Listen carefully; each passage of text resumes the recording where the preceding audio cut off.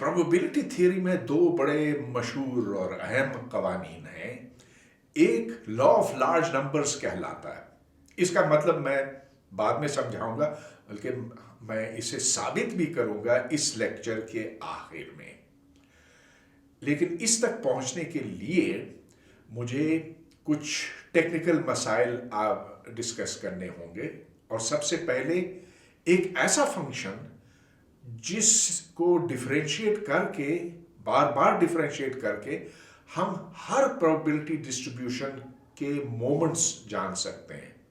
तो अगर कोई प्रोबेबिलिटी डिस्ट्रीब्यूशन दिया हुआ हो, मिसाल के तौर पर पॉइसन हो या ज्योमेट्रिक हो या कोई सा भी हो, तो हम एक फंक्शन उससे बना सकते हैं जो जनरेटिंग फंक्शन कहलाता है।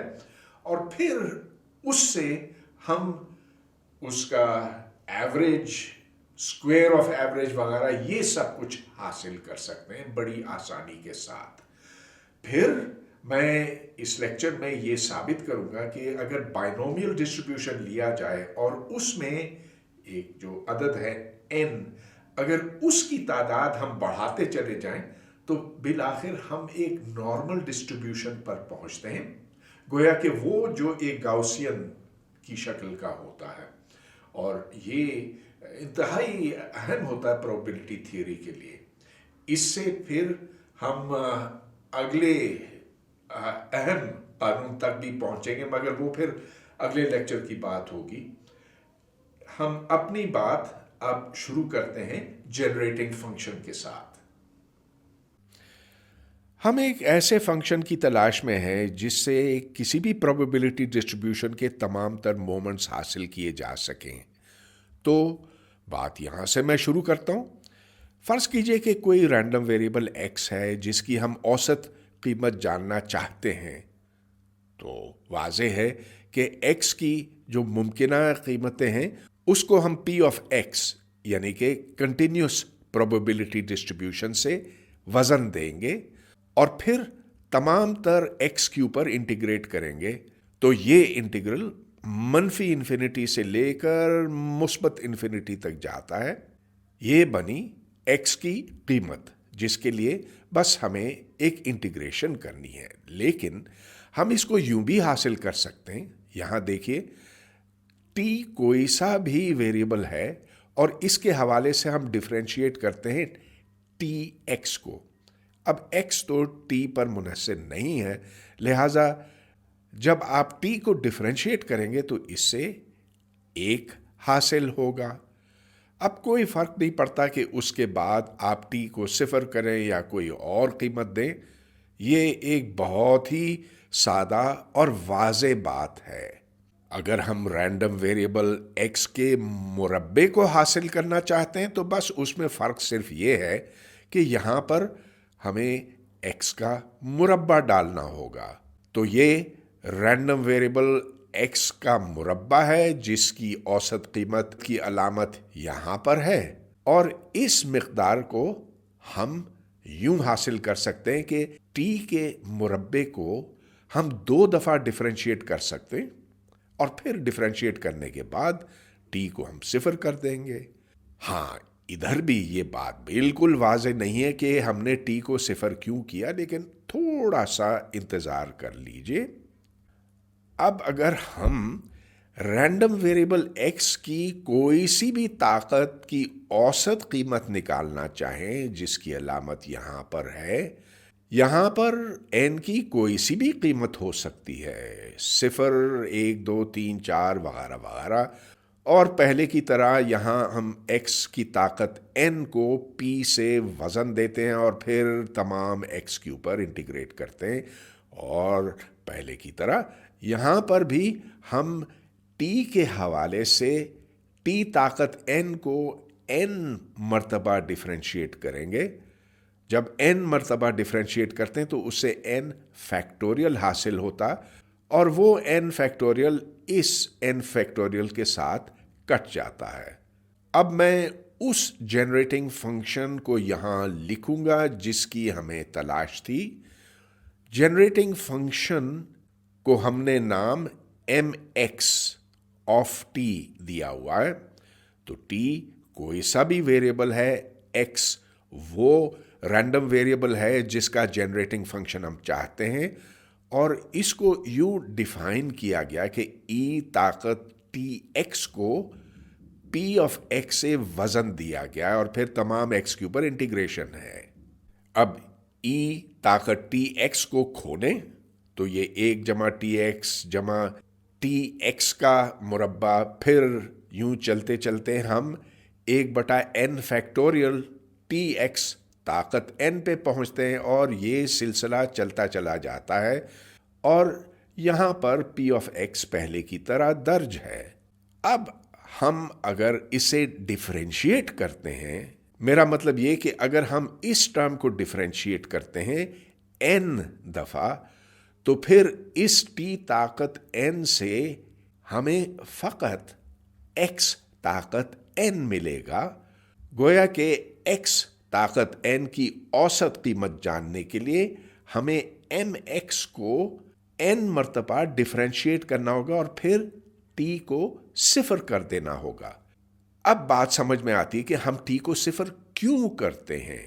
तो अगर हमने शुरू ही में t को 0 कर दिया होता तो हमें खाली ये टर्म मिलती, इसलिए कि यहां और आगे तमाम टर्म्स 0 हो जाती। अगर हम एक बार डिफरेंशिएट करते तो ये टर्म खत्म हो जाती, इससे हमें x मिलता, इससे हमें t मिलता, और आगे t की दूसरी ताकतें मिलती, लेकिन ये तमाम टर्म्स फिर 0 हो जाती जब हम t को 0 करते। लिहाजा एक बार डिफरेंशिएट करने से हमें x px मिलेगा, जो कि रैंडम वेरिएबल x की औसत कीमत है। और इसी तरह से अगर हम n की कीमत 2 रखें तो ये ख़त्म हो जाएगा, ये ख़त्म हो जाएगा, इससे हमें खाली x का मुरब्बा मिलेगा, और वो x का मुरब्बा फिर p के साथ लगेगा, और इससे फिर हमें x ताकत 2 की औसत कीमत मिलेगी। तो यहां से ये बात वाज़े हो गई कि हमने डिफरेंशिएशन के बाद t को क्यों 0 किया। अगर आप डिफरेंशिएशन से पहले t को 0 कर देते तो फिर आपको सिर्फ एक ही टर्म मिलती, जो कि ये है। ये तमाम बातें तो मैंने कंटिन्यूस वेरिएबल्स के लिए की हैं, लेकिन अगर डिस्क्रीट वेरिएबल्स हो, यानी कि अगर x की सिर्फ चीदा कीमतें ही हो सकें, तो फिर हम समेशन करेंगे k के ऊपर। k x की मुमकिना कीमतों में शुमार होता है, तो यहाँ पर तमाम k के ऊपर सम किया गया है, जिस तरह से यहाँ पर तमाम x के ऊपर इंटीग्रेशन की गई है। आखिर इंटीग्रेशन और समेशन बिलाखिर एक ही चीज तो होती है। अब हम मोमेंट जनरेटिंग फंक्शन की कुछ मिसालें लेंगे। तो सबसे पहले बाइनोमियल डिस्ट्रीब्यूशन देखिए, जिसके ऊपर हमने पहले भी गौर किया है। इसमें probability distribution p of k है, जो कि n चूज के p ताकत k, और यहाँ पर एक मनफी p ताकत n मनफी k है। इस फॉर्मूले को आप यूं याद रख सकते हैं कि p वो प्रोबेबिलिटी है, वो इम्कान है कि एक सिक्के को उछालने से चित मिले, और q वो इम्कान है कि पट मिले। इन दोनों की जमा 1 है। अगर हम एक सिक्के को n मर्तबा उछालते हैं और उससे हमें k मर्तबा चित मिलता है, तो उसका इम्कान इसके बराबर है। इसको हम बाइनोमियल डिस्ट्रीब्यूशन क्यों कहते हैं? इसलिए कि ये बाइनोमियल थ्योरम से मुंसलिक है। तो फर्ज कीजिए कि a और b कोई सी भी मिकदारें हों, जब आप इसकी ताकत n बनाते हैं तो इसको खोलने से हमें ये चीज मिलती है। अगर a की जगह आप p डालें और b की जगह एक मनफी p डालें, तो फिर ये 1 बनेगा, जिसकी ताकत n अगर आप लें तो वो भी 1 है। लिहाजा हम यहां से देख सकते हैं कि अगर तमाम इम्कानात के ऊपर समेशन की जाए, यानी कि k को 0 से n तक पहुंचाया जाए, तो इनकी जमा तमाम पीज की जमा 1 है। इस डिस्क्रीट प्रोबेबिलिटी डिस्ट्रीब्यूशन से हम जनरेटिंग मोमेंट फंक्शन यूं बनाते हैं। पहले की तरह हम ई ताकत टी के यहां लिखेंगे, इसको पी ऑफ के से वजन देंगे और फिर तमाम के के ऊपर यहां समेशन होगी। अब यहां पर हम पी ऑफ के की कीमत ऊपर से डालेंगे, जिससे हमें ये मिलेगा। वो इसलिए कि जो पी ताकत के इधर है, सो यहां से लाया गया। एक्सपोनेंशियल ताकत टी के तो इधर से है, और बाकी तो वैसे ही मैंने ऊपर से यूं लिखा है। लेकिन इसको देखिए, ये ऐन वही चीज है जो बाइनोमियल थ्योरम में है, बस ये कि ए की जगह ई ताकत टी पी आ गया और बी की जगह पर एक मनफी पी आया। लिहाजा बाइनोमियल थ्योरम के मुताबिक ये बना ई ताकत टी ज़र पी जमा एक मनफी पी, और ये ताकत एन का है। लिहाजा बाइनोमियल डिस्ट्रीब्यूशन के लिए हम मोमेंट जनरेटिंग फंक्शन हासिल करने में कामयाब हो गए, और बस अब हम इसका खूब फायदा उठा सकते हैं। अगर हम इसे एक बार डिफरेंशिएट करें तो एम एक्स टी का डेरिवेटिव टी के हवाले से ये बनता है एन पी ई ताकत टी, और फिर वही चीज़ जो यहाँ पर है, लेकिन इसकी एक ताकत कम कर दी गई है, इधर एन मनफी 1 आ गया। अब यहाँ पर अगर आप टी को 0 कर दें तो ये देखें कि ये 1 हो जाएगा। ये p जमा 1 मनफी p है जो कि 1 है। लिहाजा हम x की औसत कीमत जानने में कामयाब हो गए, जो कि np है। अगरचे ये हमें पहले से पता था, हम मुख्तलिफ तरीक़ों से ये हासिल कर चुके हैं, लेकिन ये तरीक़ा तो बहुत ही सहल साबित हुआ। इसी तरह से हम x का मुरब्बा या इसका दूसरा मूवमेंट यूं हासिल करेंगे कि mx को हम 2 दफ़ा डिफरेंशिएट करेंगे t के हवाले से, और फिर t को 0 कर देंगे, जिसका हासिल ये आपके सामने है। जाहिर है कि फिर वेरिएंस और फिर स्टैंडर्ड डिविएशन हासिल करने के लिए बस हम यहाँ छोटी सी एक कैलकुलेशन करते हैं, जिससे हमें एन पी और फिर क्यू मिलता है। ये तो वेरिएंस था, इसका स्क्वायर रूट लेने से हमें स्टैंडर्ड डिविएशन मिलता है, जो कि एन पी क्यू का स्क्वायर रूट बना। एक और मिसाल लीजिए पॉइसन डिस्ट्रीब्यूशन की। पॉइसन डिस्ट्रीब्यूशन की ज़रूरत हमें जगह जगह पड़ती है। मिसाल के तौर पर एक कॉल सेंटर में, जहां टेलीफोन कॉल वक्फे के बाद आते हैं, इनके दरमियान कितना वक्फा होता है ये हम पॉइसन डिस्ट्रीब्यूशन से जान सकते हैं। या फिर अगर बहुत से ऐसे एटम हों जो तापकारी खारिज करके तब्दील हो जाते हैं, इस पर भी पॉइसन डिस्ट्रीब्यूशन का इतलाक होता है। तो चलिए ये देखते हैं कि ये आता कहाँ से। बाइनोमियल डिस्ट्रीब्यूशन से हम शुरू करेंगे, जो कि आपने कई बार पहले देखा है। अब फ़र्ज कीजिए कि लैम्डा कोई सा ऐसा अदद है जिसे हम मुस्तकिल रखेंगे। इसके माने क्या हैं और ये है क्या चीज़? थोड़ा इंतज़ार कीजिए और ये बात वाज़ेह हो जाएगी। बहरहाल लैम्डा को हम एन पी लिखेंगे, जिसके माने ये है कि पी यानी कि प्रोबेबिलिटी जो कि इधर है, सो लैम्डा बटा एन है। एन की कीमत हम बढ़ाते चले जाएंगे, गोया के पी एक छोटी मिकदार होगी। अब पी ऑफ के बाइनोमियल डिस्ट्रीब्यूशन को हम खोलकर यूं लिखेंगे n फैक्टोरियल बटा k फैक्टोरियल बटा n मनफी k फैक्टोरियल, जो कि n चूज k है, और p को हम लैम्डा बटा n लिखेंगे, और यहाँ k ताकतें हैं ऊपर और नीचे। इसको हम 1 मनफी लैम्डा बटा n यूं लिखेंगे, और ताकत n मनफी k है।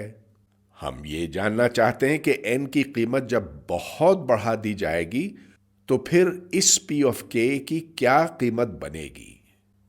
یہ جاننے کے لیے پہلے مرحلے میں ہم n فیکٹوریل بٹا n منفی k فیکٹوریل n طاقت k کو اس شکل میں لکھیں گے، n ضرب n منفی 1 ضرب n منفی k جمع 1، اور اس کے بعد n منفی k فیکٹوریل آتا، لیکن وہ n منفی k فیکٹوریل اس کے ساتھ کٹ گیا، اور اس n طاقت k کو میں نے یوں لکھا ہے n k مرتبہ۔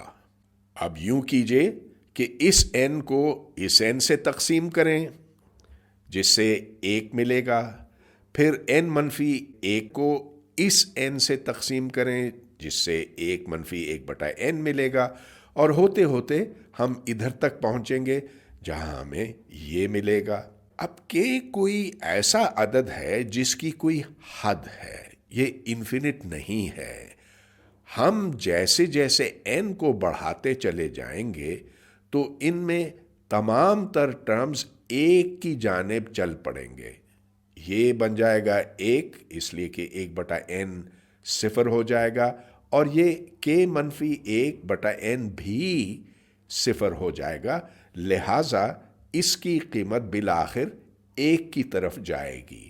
اب اس فیکٹر کو دیکھیے جسے ہم یہاں پر لکھیں گے 1 منفی لیمڈا بٹا n طاقت n منفی k، جس کو ہم 2 حصوں میں توڑیں گے، ایک حصہ جو کہ یہ ہے اور دوسرا حصہ جس میں منفی طاقت k آتا ہے۔ پہلے کی طرح ہم n کو بڑھاتے چلے جائیں گے، چنانچہ یہ 0 ہو جائے گا، اور یہ چونکہ ایک محدود مقدار ہے اس لیے یہ پورا فیکٹر 1 کی طرف جائے گا۔ البتہ یہاں اس ٹرم میں ایک فرق ہے، ہاں یہاں بھی 1 منفی لیمڈا بٹا n ہے، لیکن ادھر طاقت n ہے، n کی قیمت ہم بڑھاتے چلے جا سکتے ہیں۔ اس کے برعکس یہاں پر یہ کوئی مستقل عدد ہے۔ تو چلیے، یہ تو ہو گیا 1، اور یہ ہو گیا ای طاقت منفی لیمڈا۔ یہ بات تو شاید آپ کو پہلے سے بھی پتا ہو، لیکن اسے کیسے ثابت کیا جائے؟ بہت آسانی سے، اس لیے کہ اس کو آپ لکھ سکتے ہیں ای طاقت n log 1 منفی لیمڈا بٹا n، اور پھر آپ جانتے ہیں کہ log جب لیا جاتا ہے 1 منفی لیمڈا بٹا n کا تو اس کا حاصل منفی لیمڈا بٹا n ہے، لہٰذا n آپس میں کٹ گئے اور پھر یہ ای طاقت منفی لیمڈا بن گیا۔ یہ آپ بہت آسانی سے ثابت کر سکتے ہیں، اس کا طریقہ میں نے واضح کر دیا۔ چنانچہ ہم اس نتیجے پہ پہنچے کہ پواسون ڈسٹریبیوشن کی شکل یہ ہوگی، پی آف کے برابر ہے لیمڈا طاقت k بٹا k فیکٹوریل ای منفی لیمڈا۔ اس کی کچھ مثالیں میں نے پہلے بھی کال سینٹر کے حوالے سے حل کی ہیں۔ البتہ ہمارا مقصد یہاں پر جنریٹنگ فنکشن حاصل کرنا ہے، جو کہ ہم بہت آسانی سے کر سکتے ہیں۔ یہاں اس سمیشن میں ہم ای طاقت ٹی k ڈالیں گے جس کو p کے ساتھ وزن دیا جائے گا، ادھر p کی قیمت ڈالیں جو کہ یہ ہے، اور اب ہم یہ دیکھ رہے ہیں کہ یہ دراصل لیمڈا ای طاقت ٹی اور اس کی طاقت k بنی۔ اس کو k فیکٹوریل کے ساتھ تقسیم کیا گیا، مگر یہ مقدار یہاں پہ دراصل خود ایک ایکسپوننشل ہے۔ آپ نے اس انفینٹ سیریز سے ضرور یہ پہچان لیا ہوگا، لہٰذا ای طاقت منفی لیمڈا کو تو خیر میں نے ویسے ہی لکھ لیا، لیکن یہ ای طاقت لیمڈا ای طاقت ٹی ہے۔ گویا کہ ہم ایم ایکس حاصل کرنے میں کامیاب ہو گئے۔ اگر ہم لیمڈا کو 0 کر دیں تو ظاہر ہے کہ یہ 1 ہو جائے گا، تو یہ لیمڈا منفی لیمڈا ہو جائے گا، اور اس سے پھر ہمیں یہ ملتا ہے جیسا کہ ملنا چاہیے کہ ایم ایکس کی قیمت ٹی برابر 0 کے 1 ہے۔ اگر ہم ایم ایکس کو ٹی کے حوالے سے ڈیفرینشیٹ کریں اور ڈیفرینشیٹ کرنے کے بعد ٹی کو 0 کر دیں تو ہمیں لیمڈا ملے گا، یعنی کہ لیمڈا برابر ہے ایکس کی औसत कीमत के। हालांकि हमें यह नहीं पता था कि लैम्डा का मतलब क्या है इस मौके पर, लेकिन अब हम ये जान चुके हैं कि लैम्डा के माने क्या हैं। अब यहाँ पे हमने इस फंक्शन को एक बार डिफरेंशिएट किया था। अगर हम 2 बार डिफरेंशिएट करें और डिफरेंशिएशन के बाद t को 0 कर दें तो x के मुरब्बे की औसत कीमत बनती है लैम्डा ज़र्ब लैम्डा जमा 1। यहाँ से हम पहले की तरह वेरिएंस निकाल सकते हैं जो कि लैम्डा के बराबर है। इसका स्क्वायर रूट ले लीजिए तो स्टैंडर्ड डिविएशन मिलता है x का जो कि स्क्वायर रूट लैम्डा है। लिहाजा हम पॉइसन डिस्ट्रीब्यूशन के लिए कोई से भी मोमेंट्स जान सकते हैं इस मोमेंट जनरेटिंग फंक्शन की मदद से।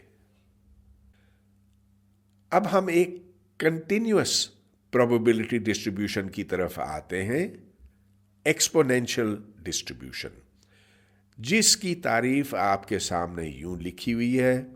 ये ई ताकत मनफी लैम्डा एक्स है और लैम्डा इसके सामने यूं है, बशर्ते कि एक्स की कीमत 0 से बड़ी हो।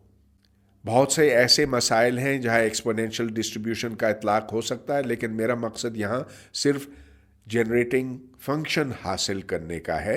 अब वाज़ेह है कि अगर आप तमाम मुमकिनात को जमा करें, यानी कि p ऑफ x को इंटीग्रेट करें x के ऊपर, तो उसका हासिल 1 होना चाहिए। और यह आप बड़ी आसानी से देख सकते हैं कि इसको अगर इंटीग्रेट किया गया 0 ता इन्फिनिटी तो उसका हासिल 1 यकीनन है। मोमेंट जनरेटिंग फंक्शन के लिए बस पहले की तरह आपको e ताकत t x से ज़र्ब देना होगा। ये आपका p ऑफ x है। इसकी इंटीग्रेशन तो बड़ी ही आसान है। ये आप यूं लिख सकते हैं, लैम्डा को बाहर निकालें, इंटीग्रेशन 0 ता इन्फिनिटी है। e की ताकतें आप समेटेंगे तो यहाँ t मनफी लैम्डा x आया, जिसका इंटीग्रल फिर ये बना। इसके हुदूद 0 और इन्फिनिटी है। इसके माने ये हुए कि हमें ये चीज जानने की जरूरत है, लैम्डा बटा टी मनफी लैम्डा ज़र्ब यहां एक्सपोनेंशियल है मनफी 1। यहां पर 2 सूरतें हो सकती हैं। एक ये कि टी लैम्डा से बड़ा हो, उस सूरत में ये एक मुस्बत अदद होगा, और ई ताकत इन्फिनिटी एक ऐसी मिकदार है जिसके कोई माने ना बने। गोया कि हम इसे कहते हैं अनडिफाइंड है अगर टी लैम्डा से बड़ा हो या उसके बराबर हो। लेकिन अगर टी लैम्डा से छोटा है, उस सूरत में यहां पर ये एक मनफी अदद होगा, और जब हम ऊपर की हद इसमें डालेंगे तो उससे हमें 0 मिलेगा। लिहाजा जो कुल मिकदार हासिल हुई सो लैम्डा बटा लैम्डा मनफी टी है। शर्त यह है कि टी लैम्डा से छोटा हो। अब वाज़े है कि अगर आप टी को 0 करते हैं तो यह लैम्डा बटा लैम्डा आ जाएगा जो कि 1 के बराबर है। तो इसकी नॉर्मलाइजेशन दुरुस्त है। ये वही शर्त है जो यहां पर है। आगे चलते हैं। अगर आप इसको डिफरेंशिएट करें और उसके बाद टी को 0 कर दें तो उससे 1 बटा लैम्डा हासिल होगा। 2 दफ़ा करें तो 2 बटा लैम्डा का मुरब्बा मिलेगा। आगे की डिफरेंशिएशंस भी हम कर सकते हैं, लेकिन ये काफ़ी है कि हम स्टैंडर्ड डिविएशन मालूम करें जो कि ये है। अगर हम चाहें तो n बार भी डिफरेंशिएट कर सकते हैं, जिससे हमें ये मिकदार मिलेगी x ताकत n की औसत कीमत के लिए। गर्ज ये कि जब हम मोमेंट जनरेटिंग फंक्शन हासिल कर लेते हैं तो फिर उसकी तमाम औसत कीमतें निकालना बड़ा ही सहल हो जाता है। जिस प्रोबेबिलिटी डिस्ट्रीब्यूशन की सबसे ज्यादा जरूरत पड़ती है प्रोबेबिलिटी थ्योरी में, वो नॉर्मल डिस्ट्रीब्यूशन कहलाता है। और नॉर्मल इसलिए कि जो बेशतर डिस्ट्रीब्यूशंस हैं जो हम अपने आसपास पाते हैं وہ نارملی ڈسٹریبیوٹیڈ ہوتے ہیں، گویا کہ آپ اس کو عام یا عمومی کے معنی میں سمجھیں۔ بہرحال اس کو ہم ایک فارمولے سے پہچانتے ہیں، تو یہاں پر اس اوپر والے گراف میں جو فنکشن پلاٹ کیا گیا سو یہ ہے ای طاقت -2 ایکس مربع، جبکہ ادھر جو سرخ کرو ہے اس میں ای طاقت ایکس مربع بٹا 2 ہے۔ اس کرو کا پھیلاؤ قدرے زیادہ ہے، اس کا نسبتاً کم ہے۔ دونوں کی اوسط قیمتیں برابر ہیں، 0 ہے، لیکن اس کے مربع کی اوسط قیمت 1/4 ہے۔ سٹینڈرڈ ڈیویشن یہ بنی یہاں پر، جبکہ اس سرخ کرو کا سٹینڈرڈ ڈیویشن زیادہ ہے، زیادہ پھیلاؤ ہے، اور یہاں پر سگما 1 ہے۔ اس نارمل ڈسٹریبیوشن کو گاؤسین ڈسٹریبیوشن بھی کہتے ہیں، اور اس کا فارمولا یہ بنتا ہے پی آف ایکس برابر اس کے ہے۔ تو یہاں میو ایکس کی وہ قیمت ہے جہاں یہ ایکسپونینشل 0 ہو جاتا ہے، جس کے معنی یہ ہے کہ یہ فیکٹر 1 کے برابر ہو گیا، اور اس کی زیادہ سے زیادہ قیمت یہ بنی۔ یہاں سے یہ بات بھی بالکل واضح ہے کہ سگما جتنا بڑا ہوگا یہ کرو اسی حساب سے زیادہ پھیلا ہوا ہوگا۔ خیر یہ چیز تو آپ نے یہاں پر بھی دیکھی، یہ تنگ ہے، یہ پھیلا ہوا ہے۔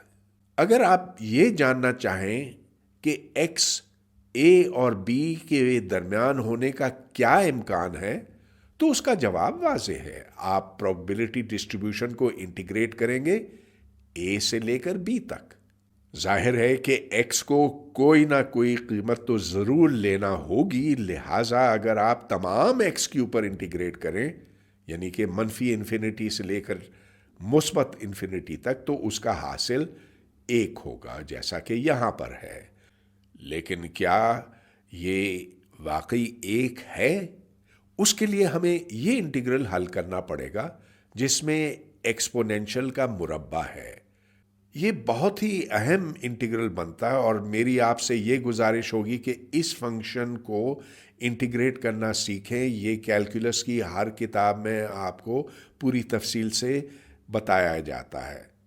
اگر آپ ایکس کی اوسط قیمت جاننا چاہیں تو ایک اور گاؤسین انٹیگرل حل کرنا ہوگا، یہ بہت آسانی سے ہو جائے گا۔ یہاں اس کی قیمت میو نکلے گی، اور اسی طرح سے اگر آپ ایکس کے مربع کی اوسط قیمت نکالیں تو یہ اس کے برابر ہوگی۔ نارمل ڈسٹریبیوشن کا جنریٹنگ فنکشن حاصل کرنے کے لیے یہ انٹیگرل حل کرنا ہوگا ای طاقت ٹی ایکس، اور پھر اس کو پی سے وزن دینا ہے۔ تو یہ ای طاقت ٹی ایکس اس کے ساتھ لگے گا۔ جب آپ ان دو ایکسپونینشلز کو جوڑیں گے تو بڑی آسانی سے یہ چیز نکل آئے گی۔ ظاہر ہے کہ جب آپ ٹی کو 0 کریں گے تو اس کا حاصل 1 ہوگا۔ ایک دفعہ ڈیفرینشیٹ کریں، ٹی کو 0 کر دیں، حاصل اس کا میو ہے۔ 2 دفعہ ڈیفرینشیٹ کریں، پھر ٹی کو 0 کریں تو اس سے یہ ملے گا، وغیرہ وغیرہ۔ اب یہ انفینٹی والے انٹیگرلز تو سارے حل ہو جاتے ہیں، لیکن اگر ان کو کسی ایک عدد سے دوسرے عدد تک انٹیگریٹ کرنا ہو تو پھر یہ ہمیں کمپیوٹر کی مدد سے نیومیرکلی کرنا پڑتا ہے۔ اگر اوسط قیمت سے ایک سٹینڈرڈ ڈیویشن آپ دور ہوں تو اس کا حاصل 0.68 بنتا ہے۔ اگر آپ یہ سوال کریں کہ کیا امکان بنتا ہے کہ ایکس 2 سٹینڈرڈ ڈیویشنز دور تک پایا جائے، تو اس کا امکان 95% بنتا ہے، اور اگر 3 سٹینڈرڈ ڈیویشن کی بات ہو تو پھر یہ 99% امکان بنتا ہے۔ اس کو ہم ایک گراف کی صورت بھی دے سکتے ہیں، یہ آپ کے سامنے ہے۔ یہ پہلا سٹینڈرڈ ڈیویشن ہے، یہ دوسرا ہے، اور یہ تیسرا ہے۔ اگر آپ اور زیادہ دور اس طرف جائیں اور اس طرف جائیں تو یہ 0.99 1 کے نزدیک پہنچے گا، یعنی کہ 0.99999 وغیرہ ہوتا چلا جائے گا، جو بالآخر 1 بنے گا۔ اب میں آپ کی توجہ ایک واضح حقیقت کی طرف مبذول کرانا چاہتا ہوں۔ یہاں پر آپ دیکھتے ہیں کہ ایک خط ہے فیروزی رنگ میں، یہ کنٹینیوس ہے اور یہ بڑھتے بڑھتے اپنی انتہا پر پہنچتا ہے اور پھر گھٹتے گھٹتے یہ بالآخر 0 پر جائے گا، بالکل اس طرف اور اس طرف۔ دوسری جانب یہ سیڑھی نما ڈسٹریبیوشن ہے جو بائنومیل ڈسٹریبیوشن ہے اور جس کی ہم نے پہلے کئی مثالیں دیکھی ہیں۔ اب آپ یہ دیکھتے ہیں کہ دونوں میں ایک لحاظ سے مماثلت ہے، ان کی شکل و صورت ملتی جلتی ہے، فارمولوں کے اعتبار سے وہ مماثلت واضح بالکل نہیں ہے۔ یہ سب کچھ بائنومیل ڈسٹریبیوشن کے لیے ہے، یہاں ایکس کی اوسط قیمت ہے، اس کے مربع کی اوسط قیمت وغیرہ۔ دوسری طرف جو نارمل ڈسٹریبیوشن یا گاؤسین ڈسٹریبیوشن ہے وہ ایک ایکسپونینشل کی صورت میں ہے۔ کیا اس پی آف ایکس اور اس پی آف ایکس میں کوئی تعلق ہے؟ اور اگر ہے تو وہ کیسے واضح کیا جائے؟ کیا ہم ان دونوں کو جوڑ سکتے ہیں یا یہ محض تصویروں کی حد تک ہی ہے؟ اس کا جواب دینے کی طرف ہم چلے ہیں۔ ہم یہ فرض کریں گے کہ جو n آپ یہاں پر دیکھتے ہیں، یعنی کہ بائنومیل ڈسکریٹ ڈسٹریبیوشن میں دیکھتے ہیں، جب اس کی قیمت بڑھا دی جائے گی اور ادھر ہم p کو کوئی مستقل قیمت دیں گے تو اس صورت میں یہاں جو اوسط قیمت ہوگی سو np ہوگی۔ اب چلیے ہم ڈیلٹا کو یوں لکھتے ہیں، یہ x اور np میں فرق ہے، مطلب یہ کہ ہم تھوڑا سا ادھر ہوں گے یا تھوڑا سا ادھر ہوں گے۔ اس صورت میں ان دو ڈسٹریبیوشنز میں فرق، جیسا کہ اب ہم ثابت کرنے چلے ہیں، وہ بہت ہی کم ہوگا اور یہ فرق گھٹتا جائے گا جوں جوں ہم n کی قیمت بڑھاتے چلے جائیں گے۔ تو چلیے اب ہم یہ ثابت کریں گے کہ بائنومیل ڈسٹریبیوشن اور نارمل ڈسٹریبیوشن میں فرق گھٹتا جائے گا جیسے جیسے n بڑھتا جائے گا۔ ہم بائنومیل ڈسٹریبیوشن کو اپنی پرانی شکل میں لکھیں گے۔ یہاں 3 جگہوں پر فیکٹوریل استعمال ہوا ہے، ادھر، ادھر اور ادھر۔ اب ہم سٹرلنگز اپروکسیمیشن سے استفادہ کریں گے جس کے مطابق n فیکٹوریل کی قیمت تقریباً اس کے برابر ہے۔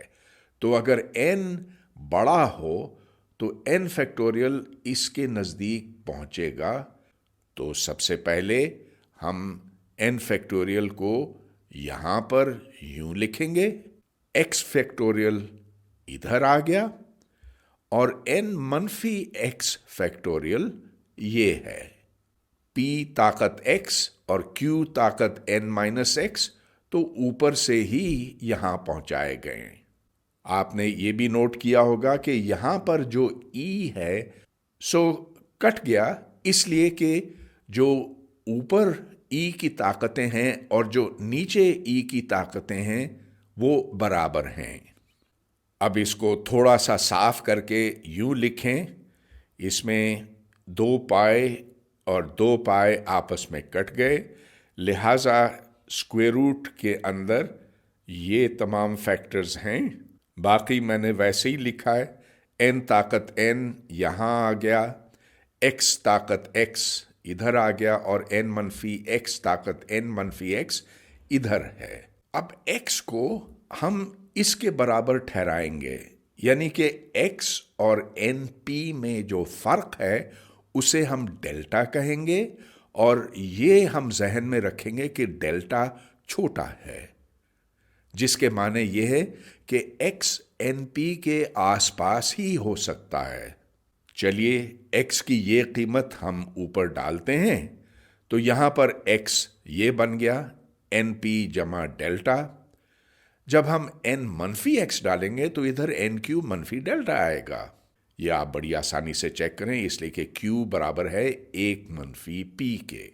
बाकी मैंने वैसा ही लिखा है, तो यहाँ पर मैंने NP बटा X लिखा है, ताकत X, और यहाँ पर NQ बटा N-X, और इसकी ताकत N-X है। आप देख सकते हैं कि ये इसके बराबर है।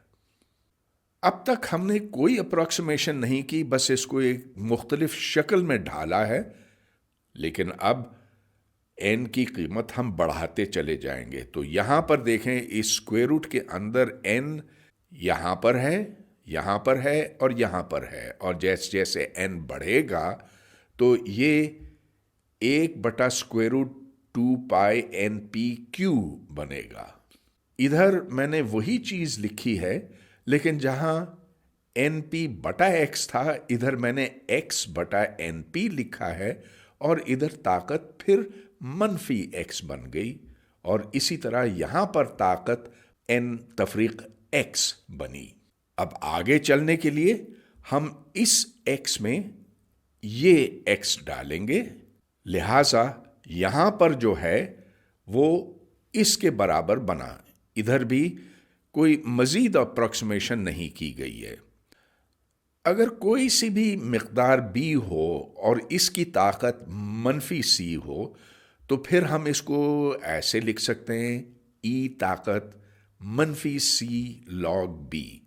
इसको आप यूं चेक करें कि दोनों तरफ log लें, तो इसका अगर आपने log लिया तो उससे -C log B बना, जबकि एक्सपोनेंशियल का log लेने से उसका आर्ग्यूमेंट आपको मिलता है, चुनाचे दोनों साइड्स बराबर हैं।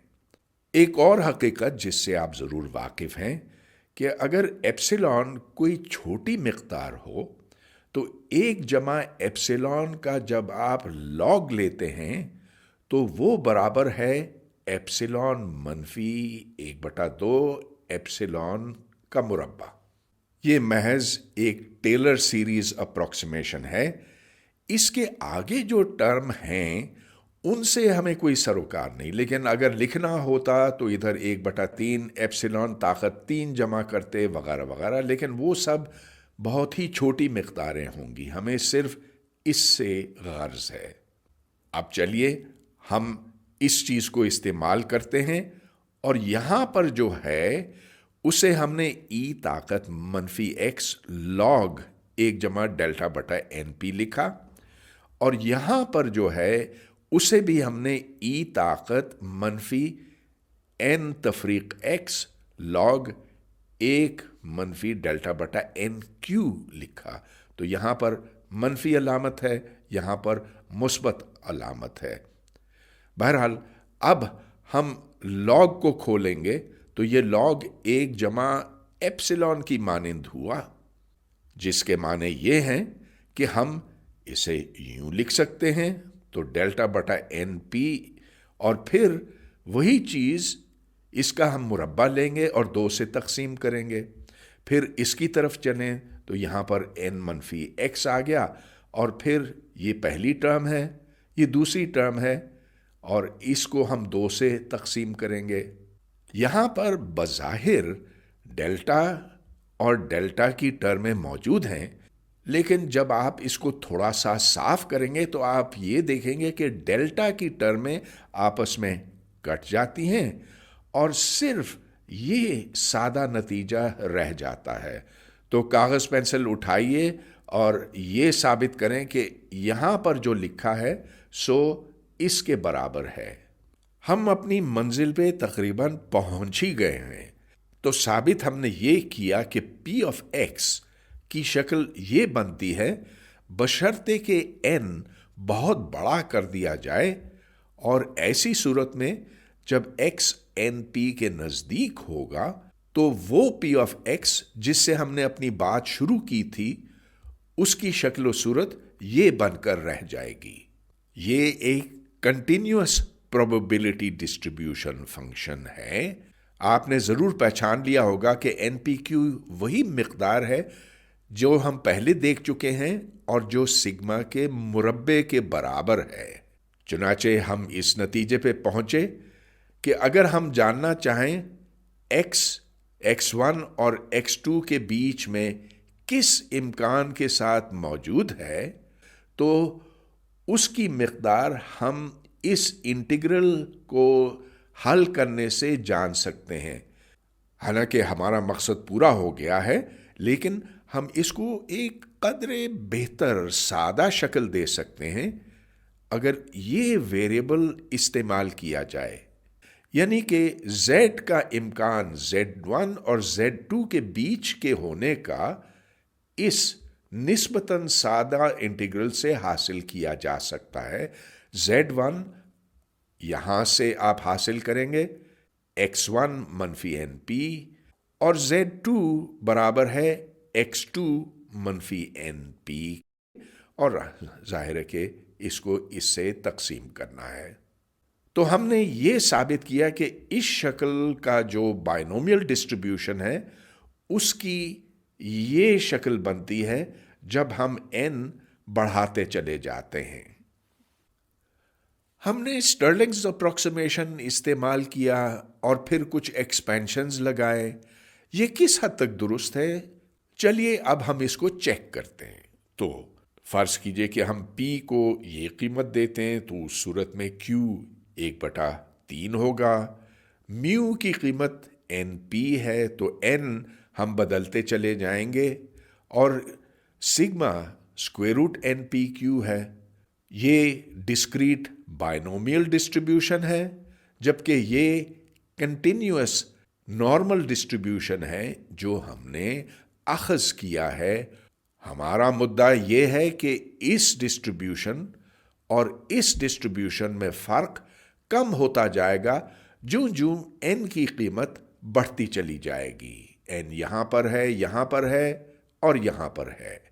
تو چلیے ہم ایسے کرتے ہیں کہ n کی قیمت 9 رکھتے ہیں اور ہم یہ جاننا چاہتے ہیں سب سے پہلے بائنومیل ڈسٹریبیوشن کے استعمال سے کہ کیا امکان بنتا ہے کہ x کی قیمت 4 اور 8 کے بیچ میں ہو۔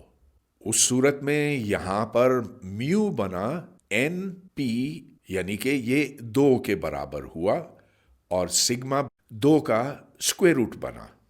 اگر ہم یہ سوال کریں کہ اس انٹیگرل کی قیمت کتنی بنتی ہے میو جمع 3/2 سگما اور میو منفی 3/2 سگما کے بیچ میں، تو پھر اس کی قیمت ہم کمپیوٹر پر حاصل کر سکتے ہیں بڑی آسانی کے ساتھ نیومیریکل انٹیگریشن کر کے، اور یہ 0.8664 ہے۔ اب یہاں پر x ایک کنٹینیوس ویریبل ہے جبکہ ادھر x ایک ڈسکریٹ ویریبل ہے۔ یہاں ہم چاہیں گے کہ x تقریباً 1.5 اسٹینڈرڈ ڈیویشن نیچے کی طرف اور اوپر کی طرف، تو نیچے 4 ہے، اوپر 8 ہے۔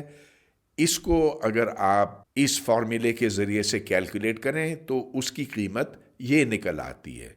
تو کچھ مماثلت اس کے اور اس کے بیچ میں ضرور ہے، لیکن جب ہم n کی قیمت 9 سے 90 تک پہنچاتے تو یہ مماثلت بڑھ جاتی ہے۔ یہاں 88% آ گیا، یہاں پر تقریباً 87% آیا۔ اب آگے آپ چلیں، 9 کو 900 کر لیں تو ان کے بیچ میں زیادہ قربت آتی چلی جائے گی۔ یہ 87 ہے اور یہ بھی 87 کے نزدیک ہے۔ آخر میں اگر ہم n کو 9000 کر دیں تو پھر اس کے اور اس کے بیچ میں فرق بہت ہی کم رہ جاتا ہے۔ تو جو n بڑھتا جاتا ہے اس نتیجے اور اس نتیجے میں فرق گھٹتا جاتا ہے، جیسا کہ ہمیں امید تھی۔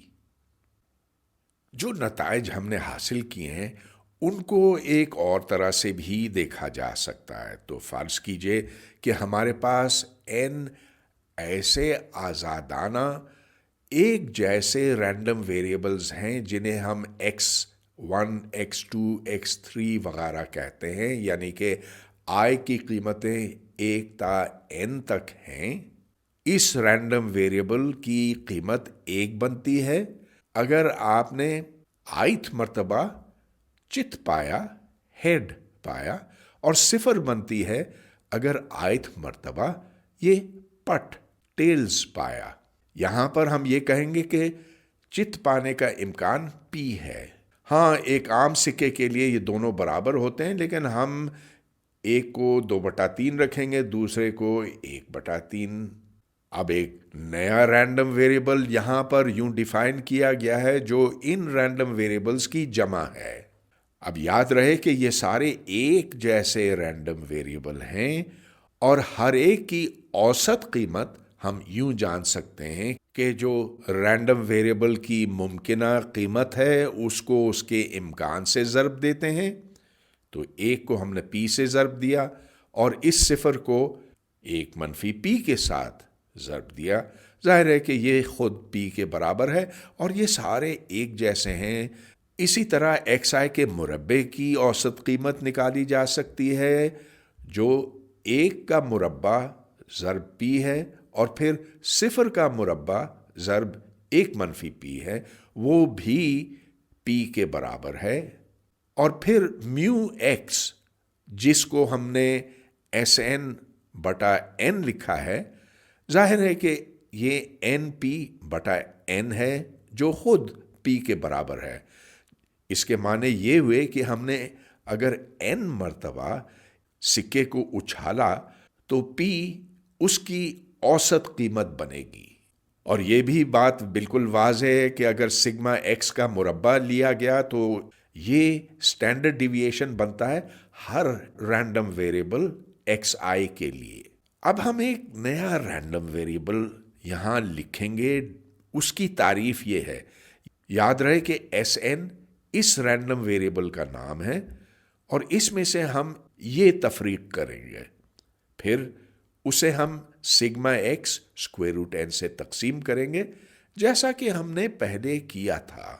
ہم چاہیں تو اس کو اگر این سے تقسیم کریں تو پھر یہ ایس این بٹا این بنا، یہاں میو ایکس آ گیا اور جو اسکوائر روٹ تھا وہ نیچے چلا گیا۔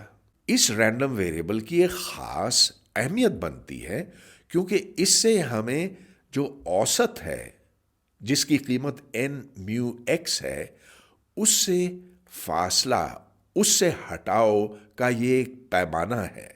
جیسا کہ ہم نے تھوڑی دیر پہلے ہی ثابت کیا تھا، جب این کی قیمت بڑھائی جاتی ہے تو پھر بائنومیل ڈسٹریبیوشن اس ڈسٹریبیوشن میں تبدیل ہو جاتا ہے، یعنی کہ زیڈ این کا امکان اے اور بی کے بیچ میں ہونے کا پھر اس کے برابر بنتا ہے، بشرطے کہ این کی قیمت بہت بڑھا دی جائے۔ اگرچہ یہاں پر این نہیں دکھائی دیتا لیکن وہ این اس میں ہے۔ تو جو ہم نے ثابت کیا ہے اس کا لب لباب یہ ہے کہ بائنومیل ڈسٹریبیوشن بالآخر اس شکل میں ڈھالا جا سکتا ہے، اور یہ ایک بہت اہم نتیجہ بنتا ہے کیونکہ اس کے اور بھی بہت سے مضمرات ہیں۔ پروبیبلٹی کے مضمون کا ایک انتہائی اہم نتیجہ لا آف لارج نمبرز کہلاتا ہے۔ اس کی تفصیل یہاں پر درج ہے۔ فرض کیجئے کہ x1، x2، xn وغیرہ ایک دوسرے سے آزادانہ اور برابر کے رینڈم ویریبلز ہیں۔ ایسی صورت میں ہم ان کی جمع کو Sn کا نام دیں گے، تو Sn برابر ہے x1 جمع x2 وغیرہ xn تک۔ یہ چونکہ ایک جیسے ہیں، برابر کے رینڈم ویریبلز ہیں، اس لیے ان کی اوسط قیمت ایک ہی ہوگی اور اسے ہم میو کہیں گے۔ یہ بات درست ہے تمام آئی کے لیے۔ لا آف لارج نمبرز کا کہنا ہے کہ جیسے جیسے ہم n کی قیمت بڑھاتے جائیں گے ویسے ویسے ایس این بٹا n کی قیمت میو کے قریب پہنچتی جائے گی اور اس کا امکان ایک ہو جائے گا جب n کی قیمت انفینٹی تک پہنچے گی۔ اس قانون کی اہمیت کیوں اتنی زیادہ ہے؟ اس لیے کہ ایک تجربہ اگر بار بار کیا جائے تو اس سے پھر ہم امکانات جان سکتے ہیں۔ इसे हम साबित करेंगे, लेकिन उससे पहले कुछ मिसालें। तो पहली मिसाल ये लीजिए, एक्स आई वो रैंडम वेरिएबल है जो आप पहले भी देख चुके हैं, इसकी कीमत 1 है। अगर चित हासिल हो और चित का इम्कान कुछ है जिसे हम वक्ती तौर पर 2/3 कहेंगे। यहाँ पर जैसा कि हम बार बार देख चुके हैं, जो प्रोबेबिलिटी डिस्ट्रीब्यूशन है वो बाइनोमियल है, और बाइनोमियल की शक्ल ये आपने बहुत दफ़ा देखी है। ये भी आप पहले देख चुके हैं कि इसकी औसत कीमत यानी कि म्यू पी के बराबर बनती है, और जो हटाओ है, जो स्टैंडर्ड डिविएशन है, उसकी कीमत 1/√n पी क्यू है। और जैसे जैसे n बढ़ता जाता है वैसे वैसे सिग्मा 0 के नज़दीक पहुंचता है। इसका मतलब ये बना कि अगर आप ये सिक्के कई लाख दफ़ा या कई करोड़ दफ़ा उछालते हैं, तो जितनी बार आपने उसे उछाला 2/3 दफ़ा आपको चित मिला और 1/3 पट मिला। इससे तजावुज करने का इम्कान घटता जाएगा, क्योंकि यहां सिग्मा 1/√n से घटता चला जाता है। एक दूसरी मिसाल लीजिए।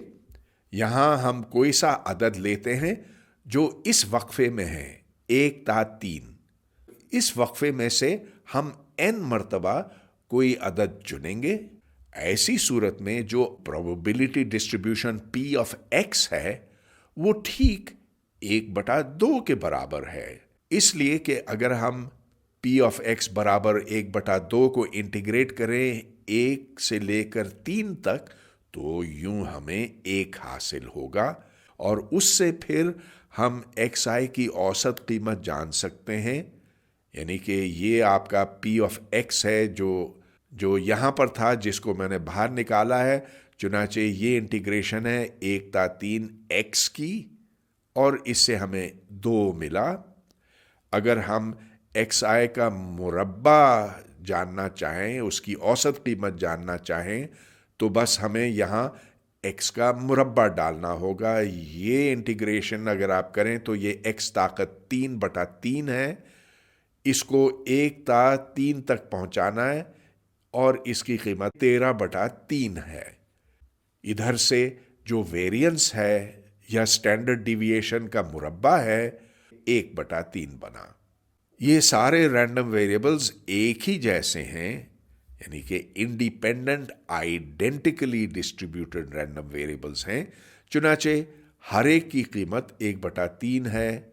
अब अगर आप Sn/n की कीमत लें, तो चूंकि इसकी औसत कीमत, इसकी औसत कीमत जमा इसकी औसत कीमत, ऐसे n रैंडम वेरिएबल्स हैं, तो यहां पर n ज़र्ब 2 होगा, और उसे आप n से तकसीम करेंगे तो ये खुद 2 के बराबर होगा। ये लॉ ऑफ लार्ज नंबर्स के मुताबिक है।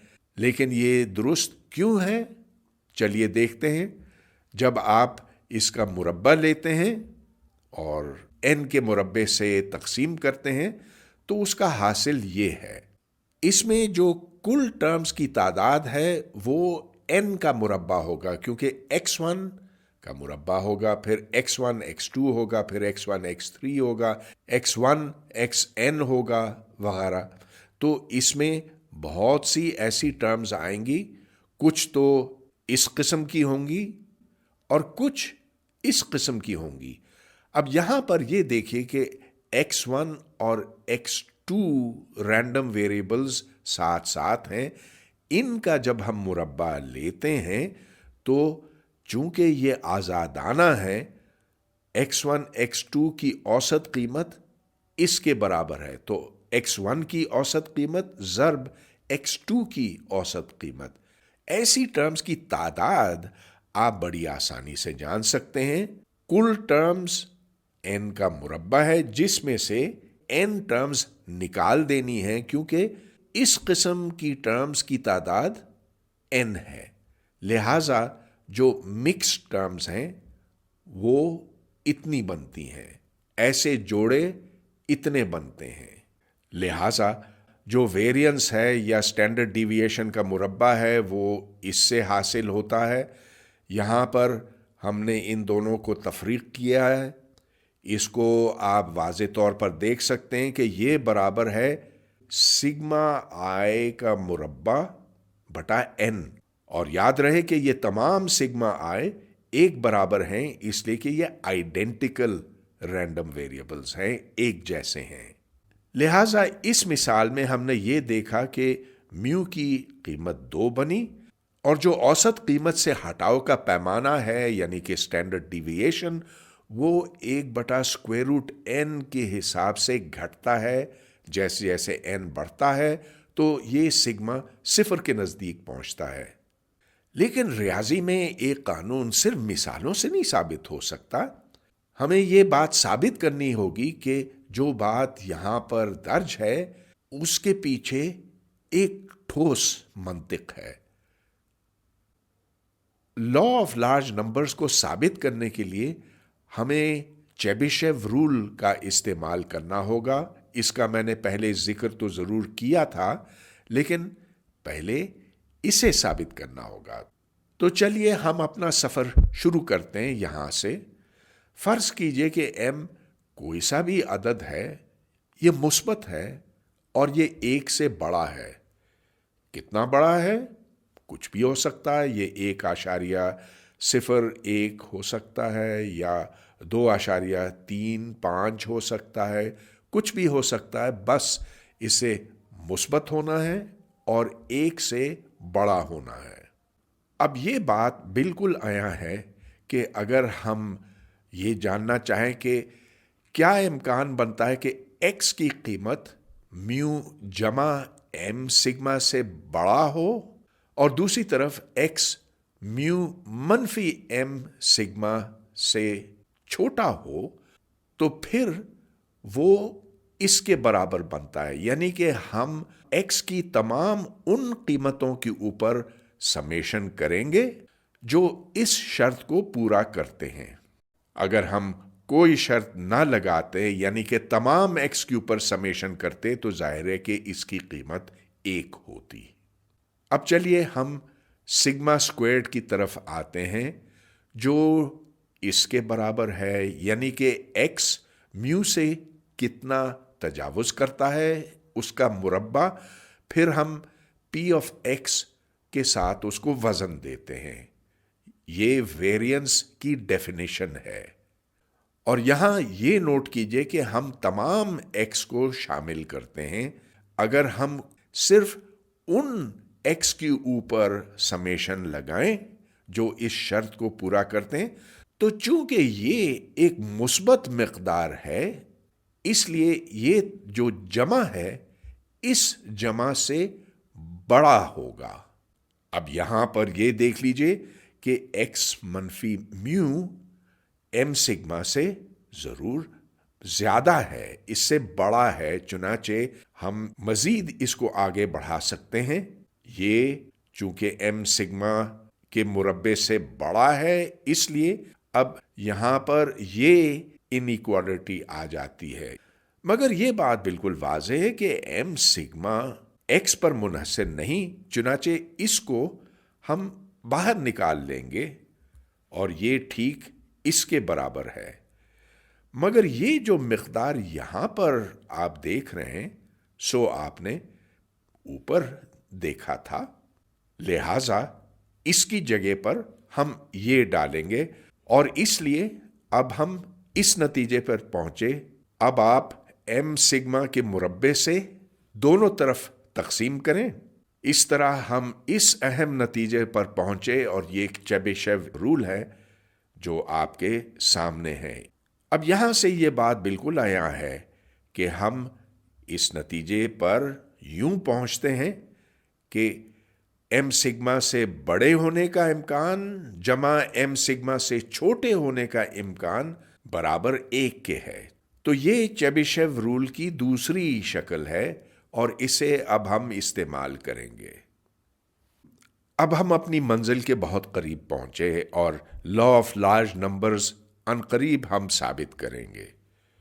تو ان کی جمع لیجئے. x1 जमा x2 जमा xn, इसको आप Sn कहें। ये सारे एक जैसे हैं, बराबर हैं। चुनाचे जब आप इसकी औसत कीमत लेते हैं सो म्यू के बराबर है तमाम आय के लिए। पहले की तरह हम इसे n से तकसीम करेंगे और ये म्यू कहलाएगा। दूसरी तरफ जब हम s का मुरब्बा लेंगे और फिर उसकी औसत कीमत लेंगे तो फिर हमें ये चीज़ मिलेगी। और जैसा कि आप थोड़ी देर पहले देख चुके हैं, बस मैं वही दोहरा रहा हूँ, ऐसी टर्म्स की तादाद n है, जबकि तमाम टर्म्स जो यहाँ से लेकर यहाँ तक की हैं उनकी तादाद n के मुरब्बे के बराबर है। चुनाचे जो मिक्स टर्म्स हैं इस किस्म की, x1 x2 x1 x3, उनकी तादाद, ऐसे जोड़ों की तादाद इसके बराबर है। यहां से फिर हम स्टैंडर्ड डिविएशन का मुरब्बा निकालेंगे। हम देख सकते हैं कि जो n के मुरब्बे वाली टर्में हैं सो कट जाती हैं और बस इससे ये रह जाता है। इसको तो आपने पहचान ही लिया, ये xi की वेरिएंस या उसके स्टैंडर्ड डिविएशन का मुरब्बा है और इसे n से तकसीम किया गया है। अब इस नहज पर पहुंचकर हम चेबिशेव रूल इस्तेमाल करेंगे और ये याद रहे कि m की कीमत 1 से बड़ी होनी चाहिए। चेबिशेव रूल मैंने फिर से यहां पर लिखा है। अब यहां पर हम सिग्मा x की जगह पर सिग्मा बटा स्क्वायर रूट n डालेंगे, जिससे फिर चेबिशेव रूल की ये दूसरी शक्ल बनती है। यानी कि जहां पर m सिग्मा x था उधर m सिग्मा बटा स्क्वायर रूट n होगा। यहां पर अब हम एक नई अलामत इस्तेमाल करेंगे, तो इस चीज को हम एप्सिलॉन कहने वाले हैं। एप्सिलॉन m सिग्मा बटा स्क्वायर रूट n है। एप्सिलॉन पर हम कोई और कैद नहीं लगाएंगे मां सिवाय ये कि एप्सिलॉन एक मुस्बत मिकदार हो, जो कि दुरुस्त है इसलिए कि m 1 से बड़ा है, मुस्बत मिकदार है। यहां से फिर ये नतीजा बरामद हुआ कि ये इम्कान कि x म्यू के नजदीक हो, एप्सिलॉन से ज्यादा करीब हो, वो इसके बराबर हुआ। अब फर्ज कीजिए कि हम एप्सिलॉन को कोई सी भी कीमत देते हैं, बस सिर्फ ये शर्त है कि वो मुस्बत हो। हम चाहें तो एप्सिलॉन को 0.1 कर सकते हैं या 0.000001 कर सकते हैं। इसको हम अपनी मर्जी से छोटा कर सकते हैं, गोया कि x की कीमतें म्यू के बहुत बहुत करीब हो सकती हैं और वो इम्कान इससे ज्यादा होगा। हमने चूंकि एप्सिलॉन अपनी मर्जी से तय कर लिया, अब हम n को बढ़ाते चले जाएंगे और जैसे जैसे n बढ़ता चला जाएगा वैसे वैसे ये टर्म छोटी होती चली जाएगी। लिहाजा हम इस नतीजे पर पहुंचे हैं कि x म्यू के करीब आता जाएगा और जितना करीब हम चाहें उसे हम ला सकते हैं, बस n को हमें बढ़ाना पड़ेगा। कितना बढ़ाना पड़ेगा उसका जवाब हमें यहां से मिलता है।